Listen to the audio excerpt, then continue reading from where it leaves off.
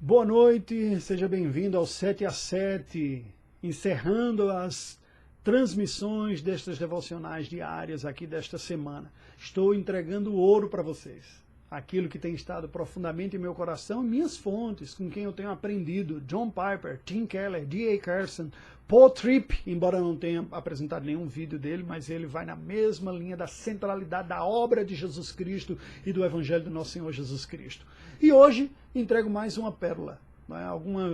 Uma vez uma pessoa me perguntou, falou comigo, comentou que se sente até um pouco abalada quando ouve eu falando de que nós vivemos na pós-cristandade, um mundo pós-cristão. Pois bem, não foi coisa que eu tirei da minha cabeça. Eu compartilho com você um trecho de uma entrevista na qual Tim Keller responde sobre como pregar o Evangelho a uma sociedade, a uma cultura que já tem se afastado da mensagem cristã. Portanto, pós-cristã. Confira.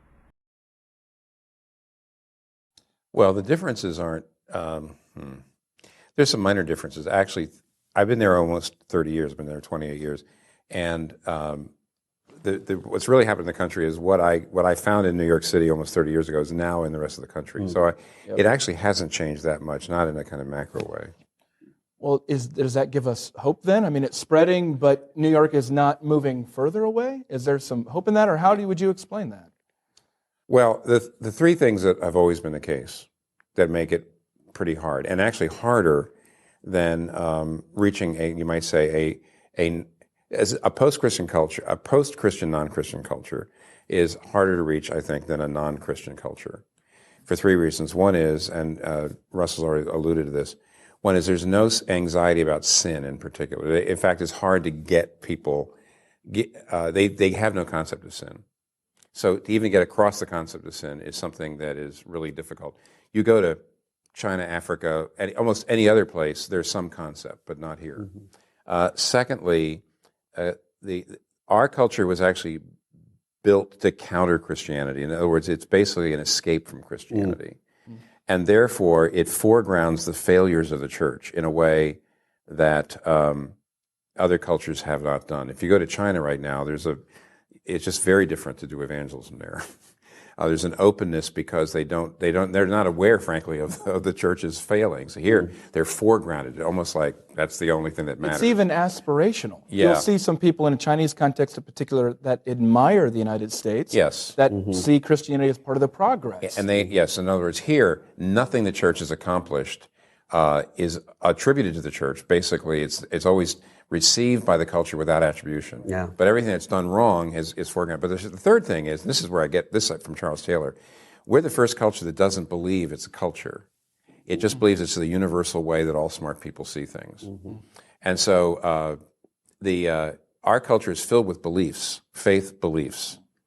And it's the one culture that doesn't believe it's got beliefs. I'm just using my rationality to see things the way things are. And every other place, if you talk to a Buddhist, you talk to a Muslim, you go to a Hindu, they know they've got faith, and they know that their faith's different than your faith, so you have a clash. But here, they just don't think they've got beliefs. They don't believe their view of life is a set of beliefs. And when you try to show it to them, they get very upset. And so, for all those reasons, it's a uniquely difficult place to do evangelism. Is this where you talk about David Foster Wallace and some of his illustration about the fish talking and like what's water? Is that where you're coming from? Sure. Like we understand we are immersed in something, but we just assume this is the way it is. But we don't even think about having to actively transmit it to subsequent generations because it's as if the culture already catechizes us through all these various forms of media and advertisement and things like that. Russell, do you think there's an opportunity here? So the church does not get credit for things. Things get pulled out of Christianity and applied without any context, and the church doesn't get credit for that. But are there ways that we can perhaps build on some of the things that the church has brought to Western culture? Well, I think Tim is exactly right about the spotlighting the failures of the church. It doesn't bother me that the church doesn't get credit. And sometimes I'll talk to people who will say, what we need to do is to make the case of all of the value that we bring to American culture and American life. I just don't think that that's a compelling reason for someone to take up his cross and follow Christ.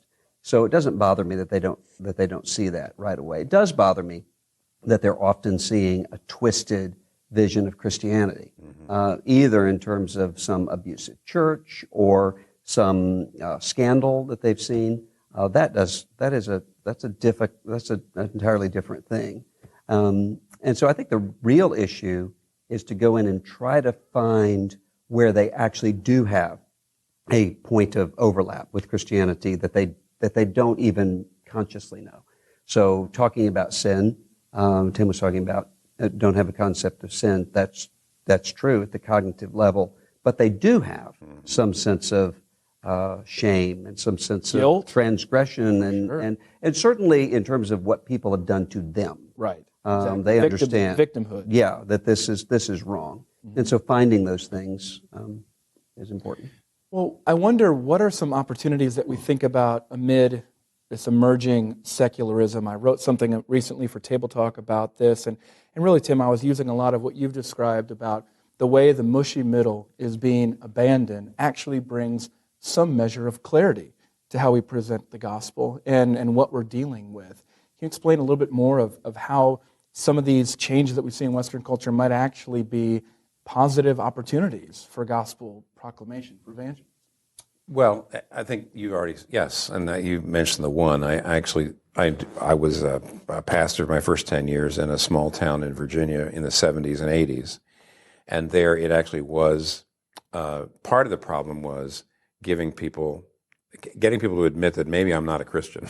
That was insulting, even though you could see they weren't at all, but they were very insulted. And I said, I was born and raised in this country, Okay, that's not a problem anymore. And actually, I'm glad. I'm glad that that's generally not so much a problem. It's people know, in a sense, that they're not Christians, and that's a big help. I think another thing probably would be that years ago, the number one thing that people told me was a problem was there can't be miracles. Miracles don't exist. So nothing in the Bible could have happened. Resurrection couldn't happen.